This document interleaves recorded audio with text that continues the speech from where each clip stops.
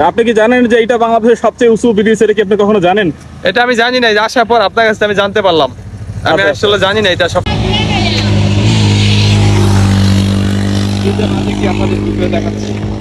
Hello viewers, আসসালামু আলাইকুম। আশা করি সবাই অনেক ভালো আছেন। এই মুহূর্তে দেখতে পাচ্ছেন আমরা আসলে গাবখান সেতুর একদম শুরু থেকে আসলে দেখতে পাচ্ছেন, ভিডিও করে দেখাচ্ছি। আমার বন্ধু আসছে, দেখতে পাচ্ছেন আমার বন্ধু আছে ফরিদপুর থেকে। অনেকদিন ধরেই সে আসতে চাচ্ছিল, আসলে সময় সুযোগ আমার হয় না, আমি দূরে চাকরি করি শরীয়তপুরে, যার জন্য ঈদের পরপরই একটু সময় হলো। তো বললাম যে আসবেন নাকি, উনি বললো যে হ্যাঁ যাই, চলেন। তো তারপর নিয়ে আসলাম। নিয়ে আসার পরে খুব সকালবেলা আমরা চেয়েছিলাম যে গাবখান ব্রিজে উঠবো। আপনারা জানেন হয়তো গাবখান ব্রিজ হচ্ছে বাংলাদেশের সবচেয়ে উঁচু ব্রিজ। এটা সবচেয়ে উঁচু ব্রিজ হচ্ছে বাংলাদেশের গাবখান ব্রিজ। এটা হচ্ছে দানসিঁড়ি নদীর উপরে এটা ব্রিজটা। এখান থেকে এটা এত বেশি উঁচু করার কারণ হচ্ছে এখানে হচ্ছে আপনার আসামে এখান থেকে জাহাজ যায়, আসাম ইন্ডিয়াতে জাহাজ যায়। এই জন্য এই নদীটা কিন্তু খুব ছোট একটা নদী, কিন্তু ব্রিজটা হচ্ছে অনেক উঁচা ব্রিজটা, এই জন্য বানানো হয়েছে। যেখান থেকে বিভিন্ন মানে ইন্ডিয়াতে বিভিন্ন ধরনের জাহাজ যায়। এই ব্রিজটা এই জন্য বেশি উঁচু করা হয়েছে। ছোট নদী কিন্তু ব্রিজটা অনেক বিশাল। যাই হোক, আজকে আপনাদের শুরু থেকে একদম শেষ পর্যন্ত ব্রিজটা আমরা ঘুরে ঘুরে দেখাবো যতটুকু পারি। আসলে হেঁটে হেঁটে আসলে রওনা দিয়েছি শুধু আপনাদের দেখানোর জন্য, এবং বন্ধুর সাথে দেখবো আজকে বন্ধুর অনুভূতিটা কি, তার কাছে কেমন লাগছে ব্রিজটা। এই অনুভূতিটা অবশ্যই তার কাছে জিজ্ঞেস করবো যে আসলে কেমন লাগছে। খুব সকালবেলা দেখতে পাচ্ছেন সূর্য উঠতেছে বলতে বেশ ভালোই উঠে গেছে।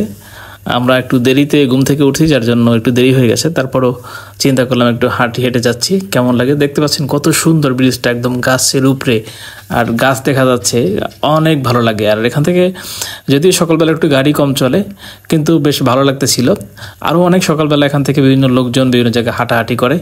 যাই হোক, একটু বন্ধুর কাছে জিজ্ঞাসা করবো যে আসলে তার অনুভূতিটা কেমন, কি দেখি বন্ধু কি বলে, আসলে তার কেমন লাগছে এই জায়গার ব্রিজের আবহাওয়াটা, বা কেমন কি পরিবেশটা লাগছে। অবশ্যই ভিউ দেখতে পাচ্ছেন।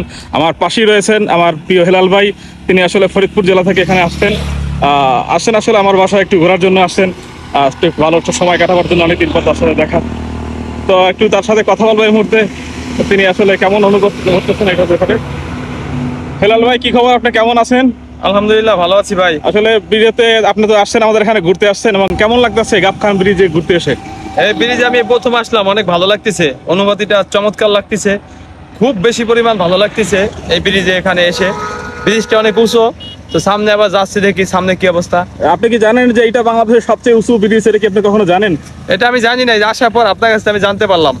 আমি আসলে জানি না এটা সবচেয়ে উঁচু ব্রিজ, এটা আমার জানা নাই, তো আমি আসার পর এটা জানতে পারছি। তো আপনাকে নিয়ে আরো উপরে যাবো ব্রিজের, আমরা একদম মাথার দিকে, আমরা চাচ্ছি মাঝখানে যাবো এবং আরো কিছু ভিডিও করবো, পুরোপুরি ক্লিপ দেখাবো। সামনে যাই, চলেন ইনশাল্লাহ। ঠিক আছে। ব্রিজটা আপনার ছোট মনে হতে পারে, কিন্তু ব্রিজটা বেশ ভালোই বড়। আমরা হেঁটে হেঁটে উঠছিলাম। আমি যদিও এখানে বেশি একটা উঠি না, কারণ আমার বাসা যদিও এর কাছে, কিন্তু আমার বেশি একটা যাওয়া হয় না ব্রিজে। কিন্তু ব্রিজে যেতে, পুরোপুরি হেঁটে যেতে কিন্তু বেশ ভালো সময় লাগে। এবং ব্রিজটা হচ্ছে একটু মানে এস আকৃতির ব্রিজটা, একটু মানে আলাদাভাবে এস আকৃতির ঘুরানো ব্রিজটা। যদি আপনাদের দেখাইলে, ক্যামেরায় দেখাইলে একটু বুঝতে পারবেন, দূর দিয়ে ক্যামেরা দেখাইলে ভালোভাবে বুঝতে পারতেন। আসলে দেখতে পাচ্ছেন এখন কিন্তু গাছগুলা সব নিচে চলে গেছে, ব্রিজটা এত উঁচা, গাছের মাথায় একদম। আর এবং দেখেন সূর্যটা যে উঠতেছে, কত সুন্দর একটা পরিবেশ লাগতেছে, মানে এক কথায় অসাধারণ, মানে বলে বোঝানো যাব না যে কতটা সুন্দর লাগতেছে ব্রিজটা। যাই হোক, এটা কিন্তু আপনারা অনেকেই হয়তো জিজ্ঞাসা করতে পারেন, দানসিঁড়ি অনেকে হয়তো চিনবেন না, বা গাবখান সেতু হয়তো ইউটিউবে সার্চ দিলে বুঝবেন, কিন্তু তাছাড়া আপনারা জানতে পারবেন না জায়গাটা কোথায়। এটা কিন্তু হচ্ছে বরিশাল বিভাগের মধ্যে ঝালকাঠি জেলায় কিন্তু এই ব্রিজটা। ঝালকাঠি আপনারা হয়তো অনেকেই চিনবেন, জেলা ঝালকাঠি, এটা অনেকেই হয়তো চিনবেন।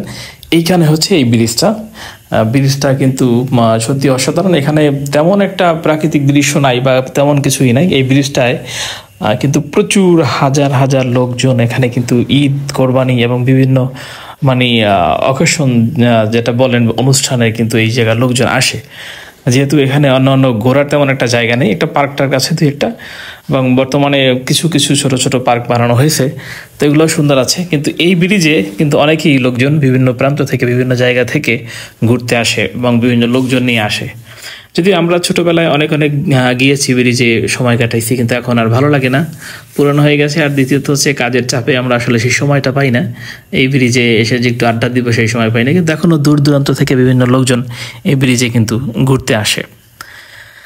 যাই হোক, দেখতে পাচ্ছেন আপনাদের বলতে বলতে প্রায় আমরা নদীর মাঝামাঝি, একদম নদীর বলতে হচ্ছে ব্রিজের মাঝামাঝি চলে আসছি। এখনও হাঁটতে হাঁটতে হচ্ছে না। আমি যদি কিছু ক্লিপটা আমি এখান থেকে কেটে দিয়েছি, অনেক ক্লিপটা আমি উঠাই নাই, মাঝখান দিয়ে পুশ করে রেখেছি। তা না হলে হাইটে ভিডিও করলে এটা অনেক সময় লাগতো, প্রায় 15-20 মিনিটের মতো লাগতো। তো এই জন্য এত বড় হবে আপনাদের বিরক্ত লাগবে দেখতে, এই জন্য মাঝখান থেকে অনেকগুলা কেটে দিয়ে ব্রিজটা মানে অল্পর মধ্যে দেখাতে চাচ্ছি। যদিও আরেকটু যদি করতাম, স্পিডটা বাড়াই যেতেন, তাহলে বোধহয় আরেকটু ছোট মনে হইতো।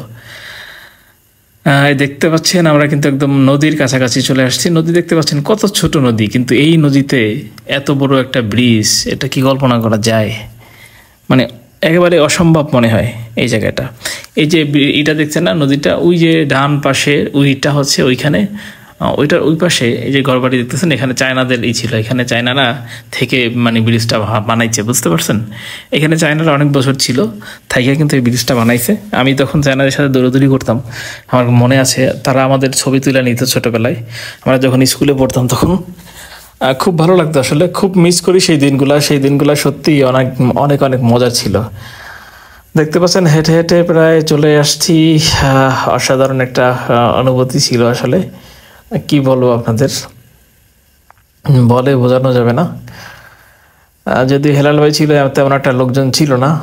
ওই যে দেখতে পাচ্ছেন এই যে নদীটা, এটা দেখতে পাচ্ছেন, ওইখান থেকে আপনার দানশিরি নদী, ওইখানটাই নিয়ে আপনার জীবনানন্দ দাশ লিখেছে, আবার আসিব ফিরে এই দানশিরি নদীর তীরে, হয়তো শঙ্খ শালিকের ভিড়ে, কি জানি, আমি পুরোপুরিটা জানি না। এইটা কবিতাটা কিন্তু এইখানের উদ্দেশ্য করেই লেখা হয়েছে।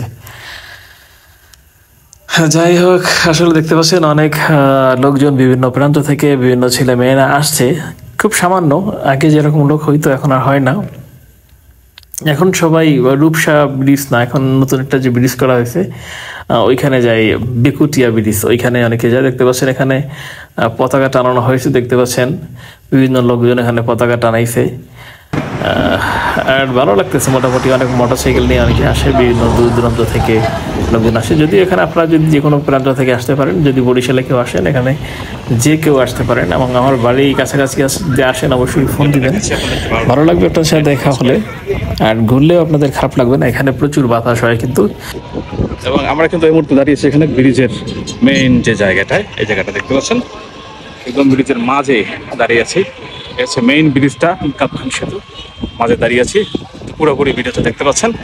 তো বন্ধুরা, আজকের ভিডিওটি এ পর্যন্তই। আপনারা সবাই ভালো থাকবেন, সুস্থ থাকবেন, সুন্দর থাকবেন, সেই কামনায় আল্লাহ হাফেজ, আসসালামু আলাইকুম।